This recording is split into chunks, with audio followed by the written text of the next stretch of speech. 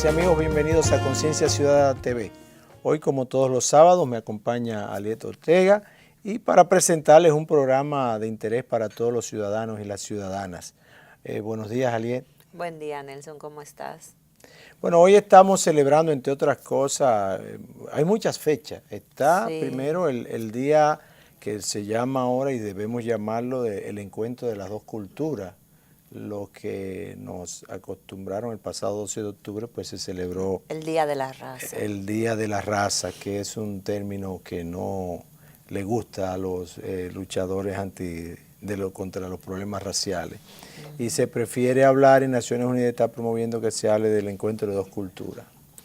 Y también el 17, pues se está celebrando el Día Mundial de la Alimentación, así es. Y pues con ello vamos a estar trabajando hoy en el programa con expertos de la FAO, de PMA y también de salud pública.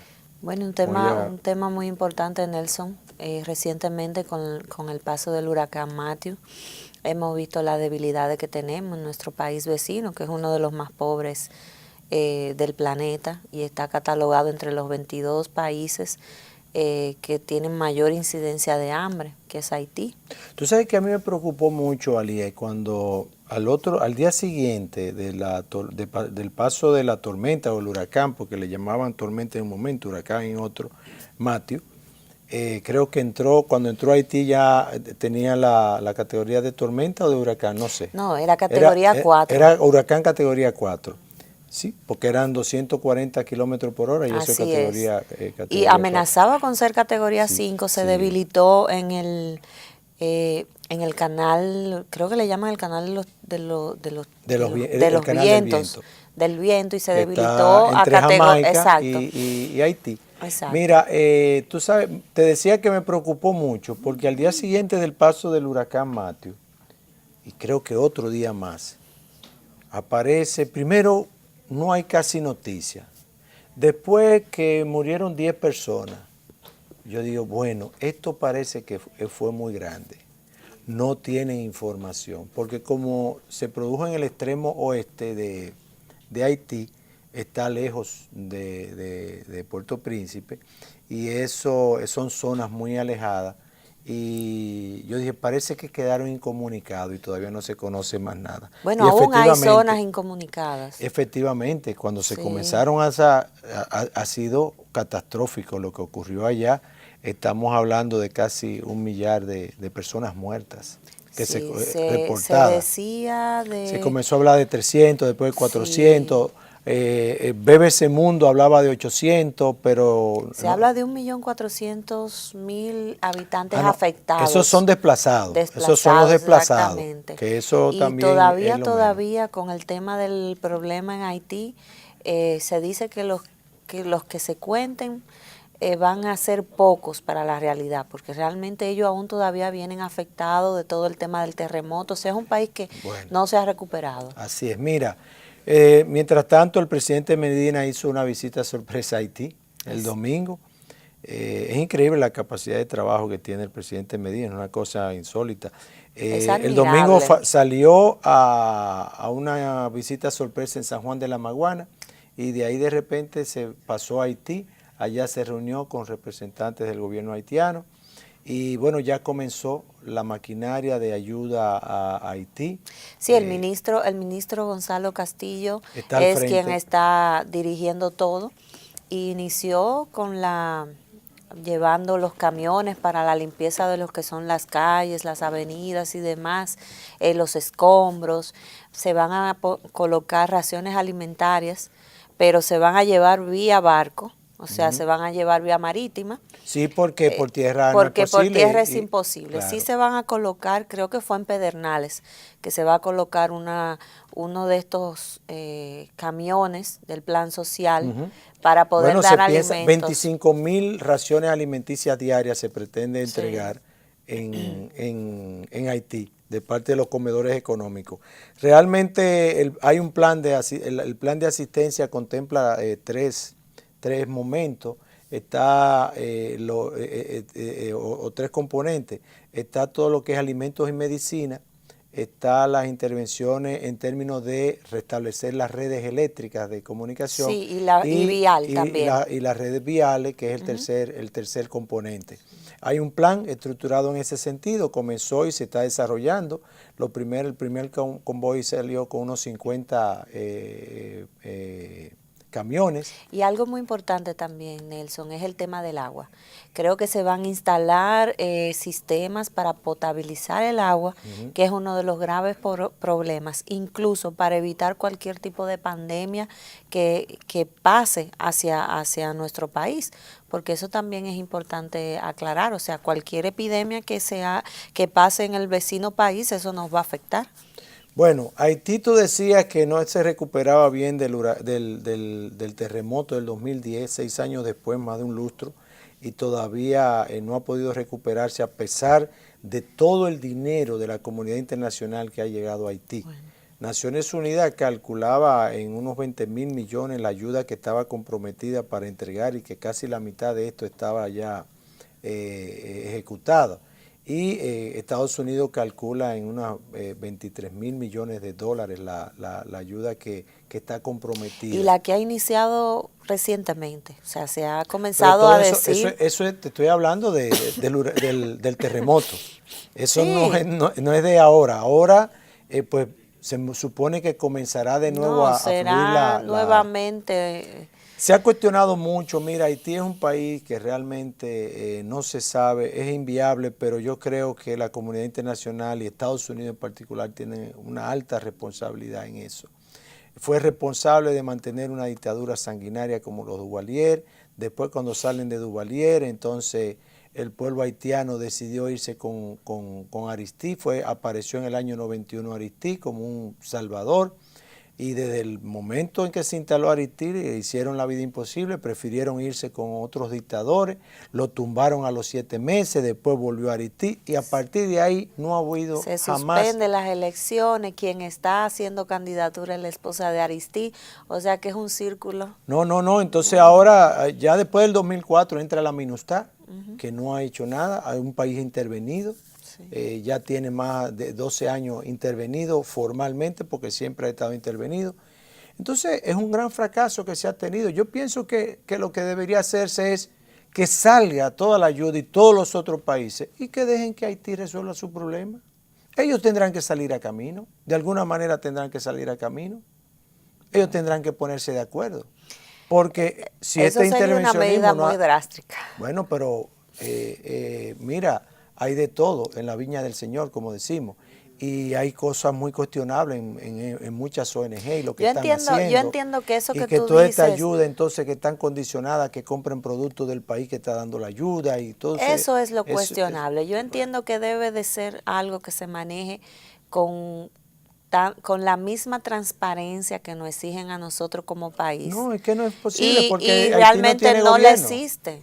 Haití no tiene gobierno. Hay que dejar que los haitianos se organicen y formen su gobierno y hagan lo que tengan que hacer en las condiciones. Y yo estoy seguro que saldrán a camino. Yo creo que yo soy radical en ese sentido.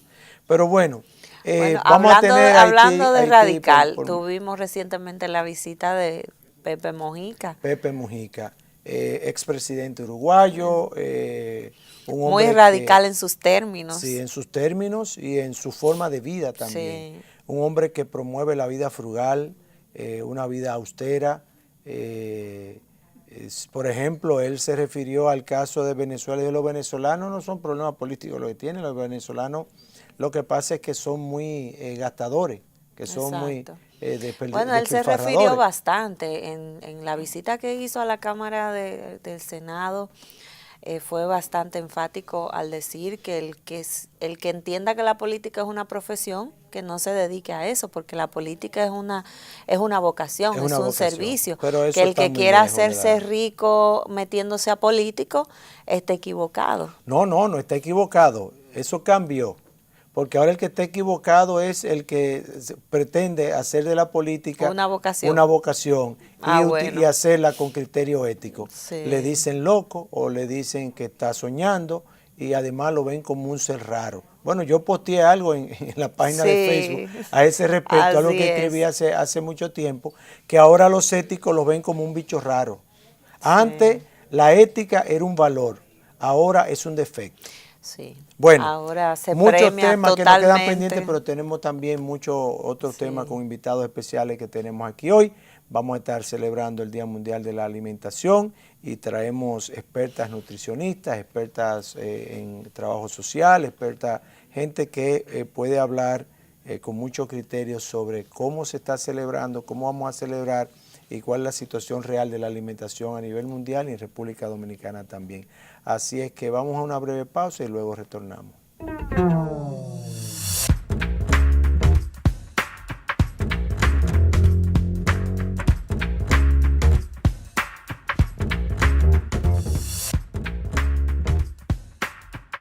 En Conciencia Ciudadana presentamos los precios de los combustibles. Por tercera semana consecutiva, el Ministerio de Industria y Comercio dispone alzas en los precios de todos los combustibles, exceptuando el gas natural. Según la resolución de la institución, con los nuevos precios, la gasolina premium costará 202 pesos con 80 centavos y la regular 187 pesos con 70 centavos por galón, para un alza de 2 pesos. El galón del gasoil regular llegará al público a 149 pesos con 30 centavos. El tipo óptimo costará 162 pesos con 20 centavos, reflejando un incremento de 3 pesos con 50 centavos. El Abstur se despachará a 108 pesos con 40 centavos por galón, con un aumento de 3 pesos con 50 centavos. El querosén costará 132 pesos con 50 centavos por galón, también sube 3 pesos con 50 centavos.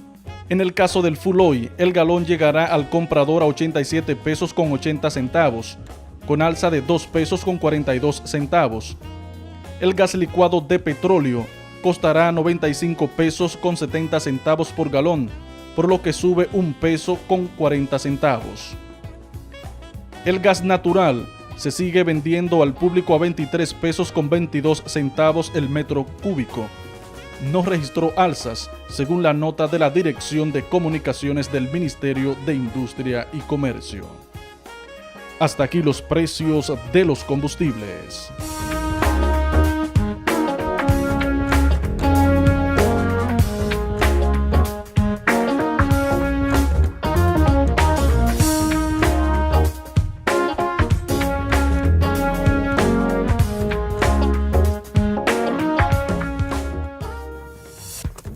Bien, continuamos aquí.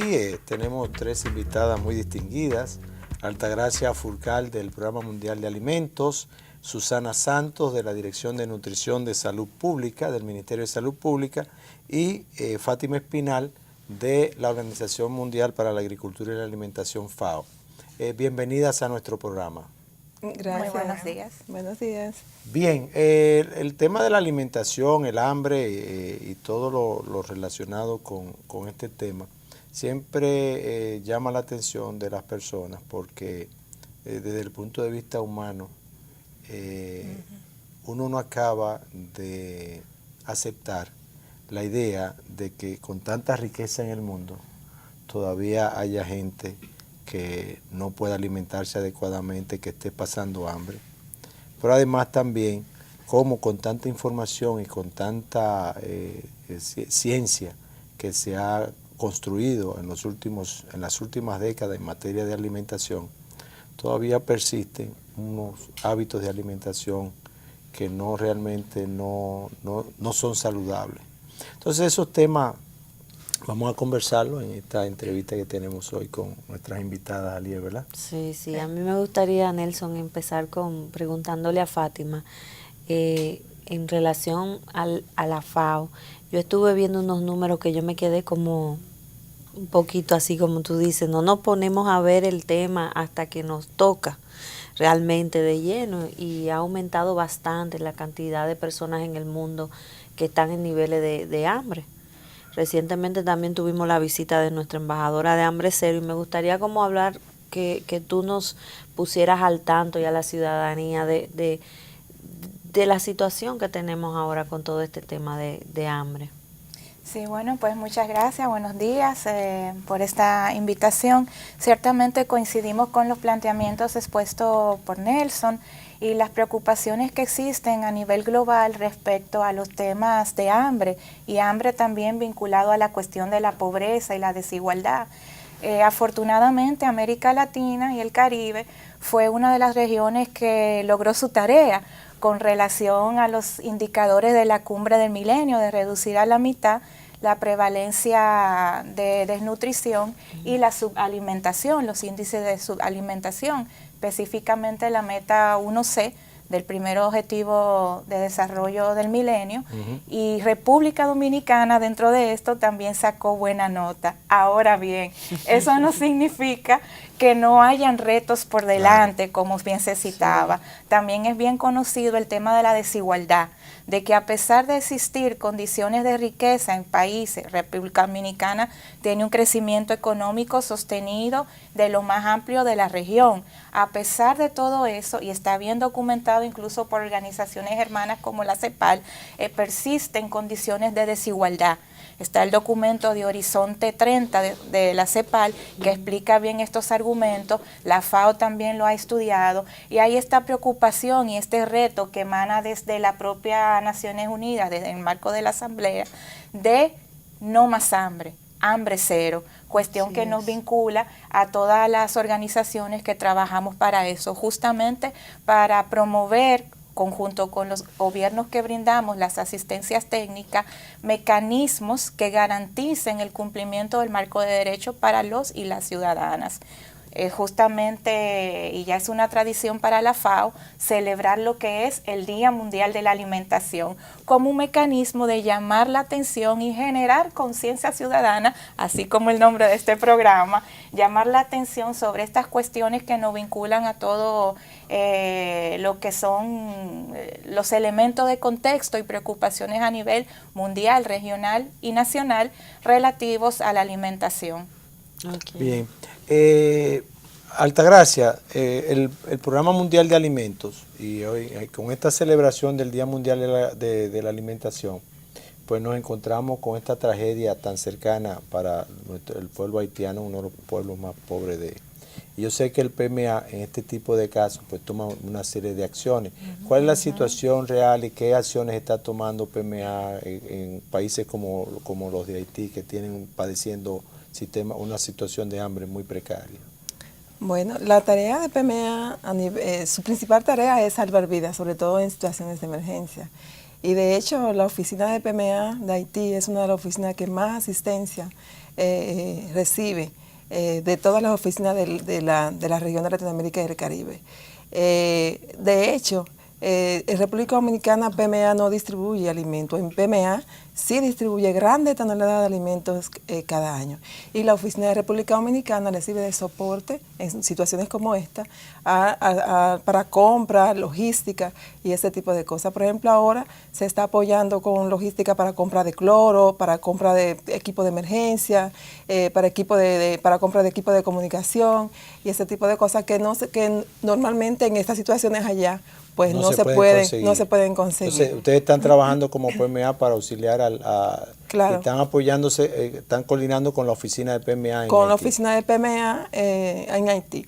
Pero también el gobierno, instituciones del gobierno de Haití, cuando se le hace difícil en estos momentos, en situaciones como esta, por ejemplo, cuando se le hace difícil comprar cualquier insumo allá y saben que está aquí, se apoyan a la oficina PMA de Haití y a través de nosotros entonces se le apoya para que se le entregan los insumos en aduana en Haití y de ahí ellos lo llevan a Haití. Siguen existiendo, Altagracia, muchos países que dependen de que se les suministre alimento, así que requieren la asistencia de ustedes para esos fines. Bueno, sobre todo en los países donde hay conflicto, donde hay guerra, donde hay hambruna, pero para República Dominicana PMA no distribuye alimentos. Nosotros nos dedicamos sobre todo a asistencia técnica. ¿Y qué tipo de asistencia? Acompañar al gobierno Bueno, en estos momentos, por ejemplo, nosotros estamos desarrollando un componente de nutrición, acompañando al Ministerio de Salud y acompañando al programa Progresando con Solidaridad. El programa sobre todo está enfocado a la prevención de deficiencia de micronutrientes porque ese es el principal problema que tenemos en República Dominicana. Entonces, todos sabemos que el programa Progresando con Solidaridad, su enfoque es el combate a la pobreza. Entonces, no se puede combatir pobreza si no se combate desnutrición. Claro. Por esa razón, entonces, se acompaña al Ministerio de Salud Pública, se acompaña a Prosoli y se le da asistencia técnica a los beneficiarios, a los niños menores de 5 años, envejecientes y embarazadas, beneficiarios del programa Progresando con Solidaridad. Ese tipo de asistencia es la que se está dando ahora. Ahora bien, PMA a nivel mundial está cambiando su marco estratégico y porque tiene que responder a las necesidades del mundo. Entonces, en ese caso, ahora, por ejemplo, con los ODS, se está enfocando más al ODS 2, que es el mismo ODS que se está enfocando casi todas las Naciones Unidas. Hambre cero. Hambre cero. Y al ODS 17, que tiene que ver con la integración global, porque lamentablemente, si no nos integramos para trabajar juntos, pues cada quien por su parte, al hambre hay que responder del mismo modo, de una manera intersectorial, porque obedece a diferentes actores. Entonces, de ese mismo modo hay que responder. Entonces, y obviamente entonces hay que integrarse para ello. En República Dominicana desde hace un buen tiempo, como del año 2005 fue la última operación que hizo PMA y que daba asistencia alimentaria a los programas de desayuno escolar y desde entonces ya no distribuye alimentos. Se dedica más bien a dar asistencia técnica a los países que así, o cuando el gobierno lo solicita. Apoyo con expertos, intercambio de experiencia con otros países que han implementado estrategias costo efectivas para combatir el hambre, la desnutrición y ese tipo de cosas a las que se dedica la República Dominicana. Y no nos quejamos, la verdad que nos ha ido muy bien. Susana, malnutrición incluye la desnutrición, pero también tenemos problemas, parece, como país, por la mala alimentación que, sobre todo que los pobres tienen, que entonces provocan otros tipos de cosas, de males, que se engloban dentro de la malnutrición y que no necesariamente son de nutrición. ¿Cuál es la situación alimentaria de los dominicanos y las dominicanas? Ustedes como salud pública, ¿cómo la diagnostican? Buenos días y gracias por la invitación. Sí, ahora actualmente estamos en una transición nutricional, como están casi todos los países a nivel mundial y nosotros no escapamos de eso. Hemos mejorado los problemas de desnutrición, pero sí ahora mismo tenemos un problema que nos está agobiando como a todos los países, que es el exceso, la obesidad, el sobrepeso. Y tenemos uno de los principales problemas de deficiencia de micronutrientes también que tenemos en el país son las deficiencias de anemia. Como bien estaba diciendo Altagracia, que tenemos un problema con deficiencia de micronutrientes y el ministerio junto con los otros sectores estamos utilizando la estrategia de la suplementación con micronutrientes. Pero nos hemos dado cuenta que hay evidencia científica que la fortificación de alimentos es una de las mejores estrategias costo efectiva. Entonces estamos trabajando con el PMA, con la vicepresidencia, con todos los sectores, agricultura. Tenemos un grupo trabajando porque queremos trabajar sobre la fortificación especialmente del arroz. Entonces estamos trabajando, estamos haciendo un plan de acción, estamos trabajando con la ley de fortificación de alimentos que próximamente la tiene la ministra de Salud en sus manos para pasarla ya sea al Congreso o al presidente, porque es importante que se legalice, que salga la ley de fortificación de alimentos, porque actualmente las personas que están fortificando algún tipo de alimento como la avena, la harina de maíz, es de manera voluntaria. Entonces, tenemos el principal problema, que es un problema serio, que es la anemia. A nivel de la mujer en edad fértil tenemos un 34% y a nivel de los niños menores de 5 años un 28%. Y la obesidad en los niños ya está creciendo, ya en la última encuesta tenemos un 8%, pero a nivel tenemos más mujeres en sobrepeso que hombres y tenemos más hombres y eso está cada día más. Tenemos 34% de sobrepeso en personas adultas y estamos trabajando también con el programa de crónica, porque como bien sabemos, el sobrepeso y la obesidad nos lleva a las enfermedades crónicas, que de acuerdo al estudio que hizo, a la encuesta que hizo la Sociedad de Cardiología de factores de riesgo, una de las principales causas de muerte son los problemas cardíacos. Entonces eso depende del sobrepeso y la obesidad. Estamos trabajando en coordinación con el programa de crónica, también tenemos un plan para reducir el sobrepeso y la obesidad en la población dominicana. Y también además ya tenemos lista, que estamos trabajando la guía de reducción de grasa, de azúcar, de sal y sodio, que va a ir dirigida a la población dominicana porque queremos tener muchas medidas de prevención y promoción, porque esa es la base y la educación en la población para frenar un poco ese flagelo de sobrepeso y obesidad que nos está agobiando en nuestro país. Fátima, recientemente salió a la luz pública la Ley de Seguridad y Soberanía Alimentaria y Nutricional. ¿Qué deben esperar los dominicanos que ocurra a partir de la promulgación de esa ley? Primero, ¿qué es seguridad y soberanía alimentaria? ¿Y qué deben los dominicanos y las dominicanas esperar con la promulgación de una ley de ese tipo y la puesta en vigencia de una ley de ese tipo? Bueno, felizmente después de un proceso de 4 o 5 años de trabajo mancomunado, se tiene ya promulgada la ley por el Poder Ejecutivo y los dominicanos pueden esperar a partir de la promulgación de esta ley que su derecho a la alimentación está garantizado no solo constitucionalmente, sino con otros marcos. Esto significa que hay 4 componentes específicos que están suscritos dentro de la ley. La cuestión de la accesibilidad, tener acceso, disponibilidad y inocuidad. Esos son componentes importantes. Dime eso despacio.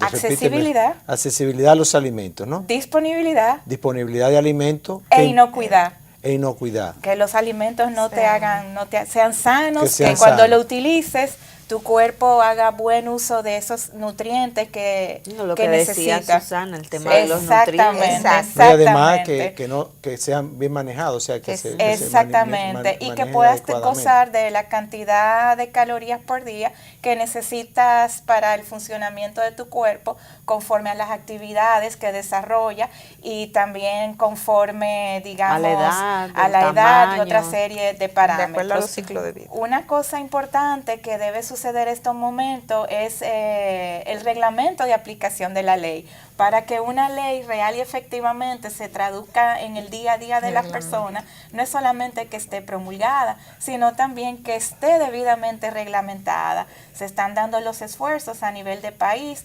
para avanzar en el sentido de la reglamentación de la ley.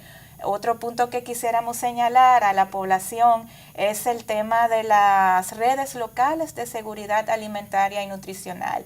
La ley CESAN, como se le dice, Ley de Seguridad, Soberanía y Alimentaria y Nutricional, lleva un mecanismo de participación ciudadana que se enmarca dentro de los consejos de desarrollo que tiene la propia ley municipal. Y esa es una puerta de entrada magnífica para la población en sentido general y la ciudadanía de poder participar de todo el ciclo de políticas públicas que tiene el Estado.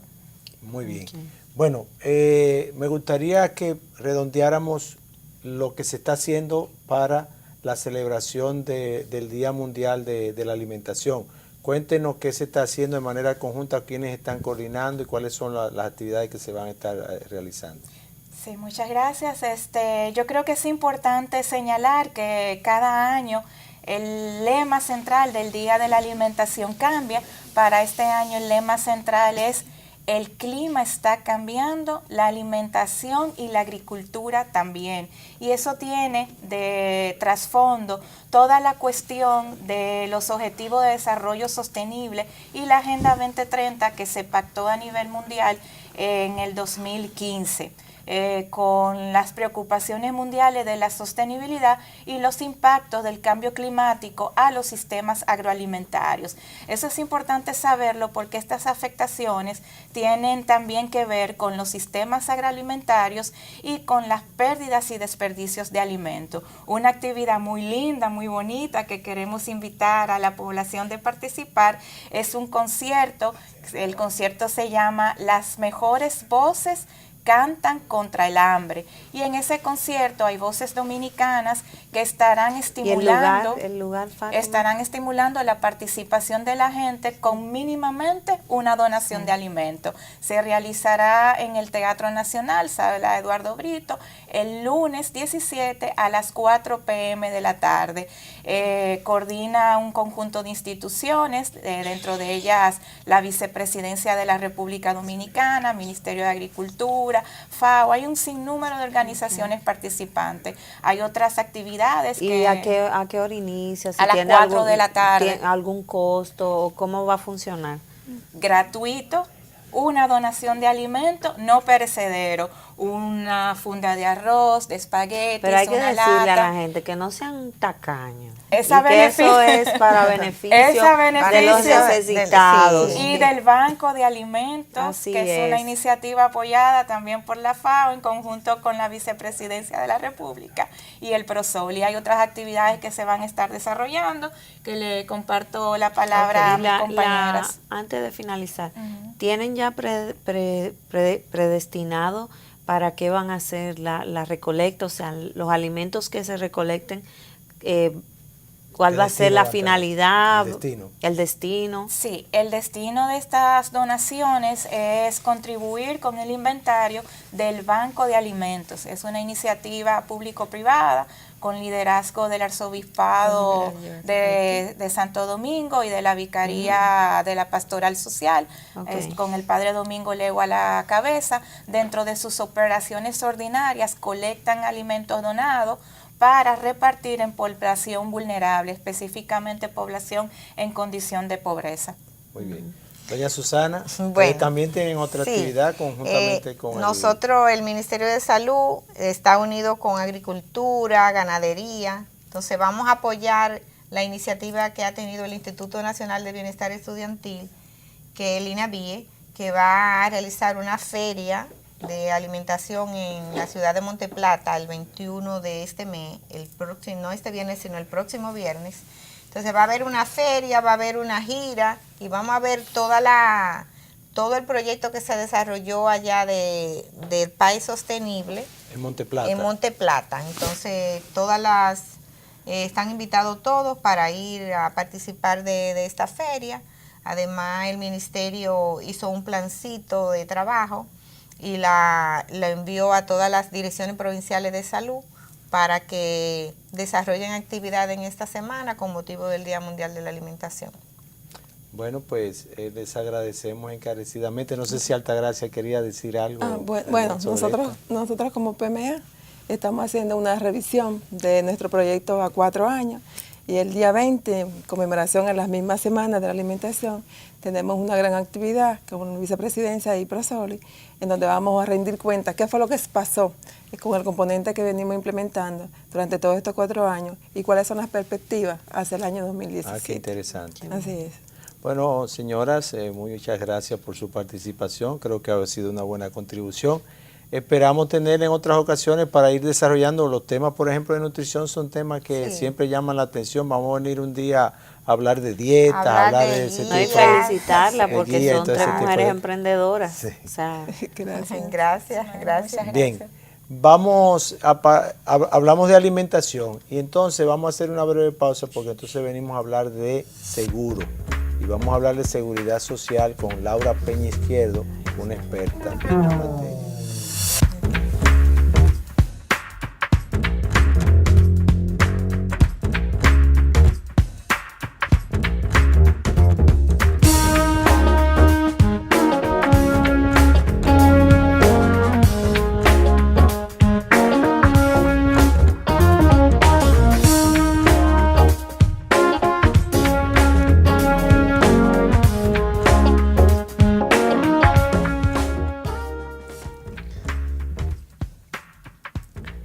estamos de retorno aquí, Aliet y un servidor, y ahora en esta ocasión pues tenemos de invitada a Laura Peña Izquierdo, experta en seguro, gerente general de Peña Izquierdo, Corredores de Seguros. Corredores de Seguros, ¿no? Y también es de la Junta Directiva del CONEP, especializada también en todos los temas de seguridad social, ¿no? Así es. Bienvenida, Laura. Gracias, Nelson. Programa. Un placer para mí estar aquí con Bienvenida. ustedes en el día de Bueno, hoy. en el caso particular nuestro, Laura, es un reencuentro, porque Laura era una habitué, tenía una sección fija en nuestra revista televisiva de negocios y algo más, que estuvimos presentando por muchos años, y Laura pues ya Así era es. esperada en nuestro programa para hablar los temas de seguridad social Así y sobre el mismo. seguro. Sí, y en ese una tipo de época cosas. muy importante, como comentábamos fuera de cámara, porque eran los inicios del Seguro Familiar de Salud. Así es. Donde Laura hacía nos falta ayudó- mucha información. Nos ayudó Bueno, yo mucho a creo que- aclarar a la que- población sobre ese que tema. aún falta mucha información. Laura. También. Yo creo que este es uno de los defectos más grandes que tiene nuestro sistema de seguridad Sí. social, es la falta de información Sí. que tienen los mismos usuarios del sistema y los que lo pagan, que también son los mismos empleadores y empresas. Me doy cuenta de eso porque voy mucho a las empresas a dar charlas a los empleados, a comunicarles cuáles son sus beneficios y demás, Sí, y me claro. sorprende que no todavía manejan la no lo información, manejan. a A pesar pesar de de haber que- pasado ya 9 años. 9 años. El año que viene se cumplen 10 años de la Así Ley de mismo. Seguridad Social. Del inicio del Seguro Familiar de Salud, Ujú. porque la ley fue promulgada en mayo del 2001. Ah, sí, Lo sí. que pasa es que fue gradual la entrada de, acuérdate que tenemos 3 pilares, pensiones, riesgos laborales y salud. Correcto. Entonces entró primero pensiones, luego riesgos laborales y por último el Seguro Familiar de Salud, en lo que se estructuraba el plan de servicio de salud. Fue en septiembre de 2007. Bueno, vamos a comenzar tal vez con esto del Seguro Familiar de Salud para luego pasar a los otros pilares de, Claro. de la ley. Al cabo de estos 9 años, casi 10, ¿cuál sería el balance que tú nos podrías presentar, ustedes, ya tú que estás Sí. vinculada a todo este tema, ¿no? Claro que sí. Miren, realmente la promulgación de la Ley de Seguridad Social fue una conquista laboral, una conquista para el trabajador de la República Dominicana porque le dotaba de beneficios que carecía en esos momentos. Prácticamente ninguna empresa, solamente las multinacionales, tenían un plan de pensiones estructurado. Las empresas normales, dominicanas de nuestro país, no tenían un plan de pensiones para sus empleados, mucho menos un plan de riesgos laborales. Y en cuanto al seguro médico, las empresas que podían le ofrecían un seguro médico a sus empleados y el único Privado. obligatorio era la seguridad social en ese momento, que era para empleados que ganaban hasta 4,000 pesos. El IDCS. El IDCS, el Seguro Social. Entonces, era muy limitada la cantidad de personas que entraban en el IDCS y en ese momento también era un seguro que carecía de calidad, de cobertura, de centros y demás. Cuando entra el Seguro Familiar de Salud, pues el trabajador tiene una conquista que es un seguro, primero universal, porque abarca a todo el mundo en el régimen contributivo, independientemente de la edad y de su condición de salud. O sea, que no discrimina por la condición de salud que yo tenga o mi edad.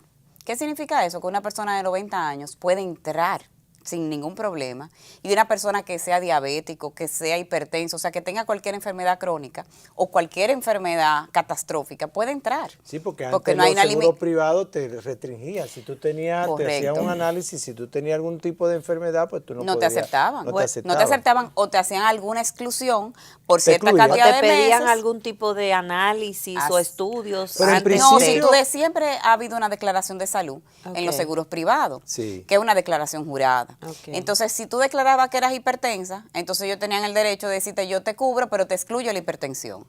Pero ya eso era ya eso era un talón de Aquiles para ese seguro, porque Pero es muy en principio, probable. Laura, hubo en este nuevo en el Seguro Familiar de Salud había algunas restricciones. No, que luego nada. se- Desde el principio Ya. ha sido un plan abierto en ese Pues sentido. entonces ahí entra un poco el tema de desconocimiento. Correcto. Porque incluso una de las grandes quejas que yo escucho en la ciudadanía es el tema de la exclusión. Personas de las que enfermedades catastróficas. exactamente, sobre todo. sobre todo esas enfermedades. Recientemente tuvimos a alguien aquí hablando sobre el tema y nos conversaba sobre una resolución que se había emitido Ujú. sobre lo que le aplicaba en tema de enfermedades catastróficas, que anteriormente decían que te cubrían 1 millón de pesos, que era todo. Así pero es. no es 1 millón de pesos todo, es que si Por ejemplo, tú tienes un problema de riñón, es Sí. 1.000.000 de pesos a temas relativos a riñón. Si se te afecta el corazón, que es lo que pasa muchas veces cuando hay personas que tienen problemas de riñón, de corazón, que le afecta a los demás órganos. Entonces, hay un total desconocimiento del tema. Mira qué es lo que pasa. Estamos hablando de, primero, de las personas para suscribir el plan. Para suscribir no hay restricción Ok. de Ok. enfermedad, ninguna. Ahora, después que estás en el seguro, es importante hacer la aclaración de que hay un catálogo de prestaciones que aprobó el Consejo Nacional de la Seguridad Social antes de iniciar el Seguro Familiar de Salud. Por eso fue que tardó un poco, porque el seguro de salud es un poco más complicado porque es el servicio día a día. Mientras que la AFP recibe un dinero y yo tengo una cuenta de capitalización individual, no estoy recibiendo un servicio como el de salud, que es un servicio muy puntual, que sucede prácticamente todos los días que la gente lo utiliza. Entonces, por eso dio trabajo empezar ese seguro familiar de salud. ¿Qué pasa? Que dentro de ese catálogo de prestaciones, ahí se establecen todos los servicios cubiertos. Puede ser que si yo tenga que hacerme una cirugía con un procedimiento particular, que no esté en el catálogo de prestaciones, ahí es donde han venido los problemas. Ok. Porque ese catálogo de prestaciones no se actualiza desde el 2007. ¿Y qué pasa? Que la medicina todos los días está actualizándose, se está modernizando. Entonces, ese catálogo no ha ido a la par a lo que han sido los avances médicos, no solamente en el país, a nivel mundial. Entonces, ahí es donde nosotros ya tenemos que hacer una revisión, porque después que pasa un tiempo con una ley, tú tienes que, como tú dices, vamos a hacer un resumen, vamos a ver qué hay que mejorar. Entonces, una de las cosas que hay que mejorar es ese catálogo de Y tú que prestaciones. estás en ese sector y eres conocedora, ¿está en proceso de revisarse? Sí, claro que sí. Desde hace un tiempo se está haciendo un estudio de ese catálogo de prestaciones porque obviamente eso tiene un costo. Cuando tú le aumentas a un seguro cualquiera la cobertura o la amplitud de lo que cubre, eso tiene un costo. Hoy en día el seguro familiar de salud cuesta para todo el mundo 914 pesos mensuales. Esa es la cápita. Cuando usted llega a hablar de la cápita, eso es lo que se le dispersa o lo que se le paga a las administradoras de riesgo de salud, que son las ARS. Que de ahí pone, el trabajador pone cuánto y el No, el mira qué empleador. pasa. Nosotros ponemos, todo el que está en el régimen contributivo de la Seguridad Social aporta en base a su salario. Entonces, de su salario aporta de un 10% de su salario, un 70% aproximadamente, lo estoy redondeando, lo pone la empresa y un 30% lo pone el empleado. Eso tiene un tope de 10 salarios mínimos nacionales para salud y un tope de 20 salarios mínimos para pensiones. Entonces, el aporte que yo hago es de mi salario. ¿Qué significa eso? Que el que más gana aporta más. Y eso va a un fondo de solidaridad del sistema, porque normalmente las personas que menos ganan son las personas que más dependientes tienen en su núcleo familiar. Claro. Entonces su salario no le alcanza para cubrir ese seguro, pero se subsidia del que más gana. Es solidario. Es solidario. Entonces, ¿qué hace? Eso se paga a la Tesorería de la Seguridad Social todos los meses. ¿Qué hace la Tesorería? Le dispersa o le paga la prima, que es la cápita, de 914 pesos, que es el costo actuarial del plan, se lo paga a las ARS. Si una ARS tiene tanto afiliado, le multiplica su cantidad de afiliados por 914 pesos. Correcto. La suma que queda restando en la tesorería es la suma que nosotros le llamamos el Fondo de Cuidado de la Salud, que sale de esa solidaridad, porque queda siempre una cantidad restando. De ese Fondo de Cuidado de la Salud se paga también lo que es el FONAMAT, que es el Fondo Nacional de Atención a los Accidentes de Tránsito, que recientemente, el 8 de agosto, se emitió una resolución del Consejo aumentando esa cápita que se pagaba solo por esa atención de accidentes de tránsito, se pagaban 9 pesos, ahora se pagan 16 pesos. Ya. Entonces, ¿por qué? Porque la cobertura tenía un costo que había quedado rezagado y se actualizó ese costo. Entonces, ya tenemos ahí lo que es ese fondo, ya pagamos la cápita, pero lo que nosotros vemos es que nos descuentan en base a nuestro salario. Eso 914 ¿qué le cubre no, por esos 16 pesos? ¿Qué le cubre esa? Todo lo que tenga que ver, si yo tengo un accidente de tránsito y necesito una atención médica, entonces ese FONAMAT es el que me cubre la atención médica. Correcto. No va por la prima de los 914, sino que la ley estableció que era un fondo separado. ¿Y así tiene límite? No tiene límite, entonces eso lo paga la ARS con la que yo esté asegurada, porque ese FONAMAT se le paga a la ARS. Dos problemas que han persistido desde el inicio del programa y como que uno no le encuentra solución. Definitivamente, Laura, hay grupos de médicos que todavía hoy en día especialistas que no aceptan el seguro, el seguro de Así salud. es. Y segundo, está el tema de la, ¿cómo se llama? La cantidad adicional que se cobra. Que El copago. el copago. Esos dos problemas siguen afectando la cobertura del seguro Así y es. a las personas que están aseguradas. ¿Qué se está haciendo con eso? ¿Qué va a pasar con Sí. eso, Laura? Mira qué pasa, Nelson. Porque una de las razones por la cual entró tarde el Seguro Familiar de Salud es porque la ley establece una primera puerta de entrada, que es la atención primaria. Es uno de los factores que cambiaba el sistema a lo que teníamos antes. Que se creaban las unidades de atención primaria. Exactamente. Entonces, ¿cuál es la idea de esa atención primaria? Aparte de reducir costos, es una atención más personalizada, familiar. Eso existe en Estados Unidos. Sí. Yo voy a un médico de familia, un médico es. cabeza, general, y si me duele la cabeza, en vez de yo ir al neurólogo directamente, que es la costumbre que tenemos los dominicanos, yo voy a mi médico de cabecera, que puede ser que me diga, mira, yo creo que hay que chequearte la vista. Antes de yo ir a un neurólogo que me va a hacer no sé cuánta serie de exámenes que quizás yo no necesito, voy a mi médico familiar que sabe detectar el 80% de los casos de salud, lo puede detectar un médico general. Entonces, los médicos, porque aquí la mayoría de los médicos tienen especialidad, aquí casi no hay médicos generales. Entonces, los médicos estaban opuestos y todavía están a ese sistema, porque ellos dicen entonces que los pacientes van a dejar de ir donde ellos. Se sienten desplazados. Exactamente, van a ir directamente a un centro de atención primaria y ellos van a recibir quizá el 20 o el 30% de los casos que sí requiere la atención de un especialista. Entonces, ¿qué pasa? Que hasta que los médicos no se pongan de acuerdo en aceptar que entremos al tema de la atención primaria, yo veo muy lejos el tema de reducir los copagos. Porque cuando yo voy a mi médico, el médico me cobra 500 pesos de diferencia, aún yo teniendo seguro, o 1,000, porque ya hay médicos cobrando 1,000 pesos de diferencia. Uy, sí, Entonces, claro, claro que sí. dependiendo de la 1,000, especialidad del 1,500. médico. Y los más especializados hay que no lo aceptan. No lo Pero aceptan. la ley no contempla mecanismos que obliguen al médico No, a... es que no hay ningún mecanismo que lo obligue. Ya. Lo que sí lo obligaba era que si inician los centros de atención primaria, en esos centros sí se puede controlar esa diferencia para que sea lo menos posible, para que el afiliado realmente se sienta motivado a ir a esos centros de atención primaria. Entonces, eso es uno de los retos más grandes que tiene en este momento que tenemos que revisar. ¿Por qué? ¿Qué pasa? La siniestralidad del sistema es muy alta. En principio, en lo que la gente se empapaba y no entendía y no sabía, siempre pasa en el inicio de cualquier sistema. Pero ya hoy en día, ya mucha gente sabe cuáles son sus derechos. Y sobre el tema de las enfermedades catastróficas, que es hasta 1 millón de pesos al año por persona, pues eso realmente ha sido muy beneficioso para el afiliado, pero también realmente, va en contra de la siniestralidad porque la va subiendo.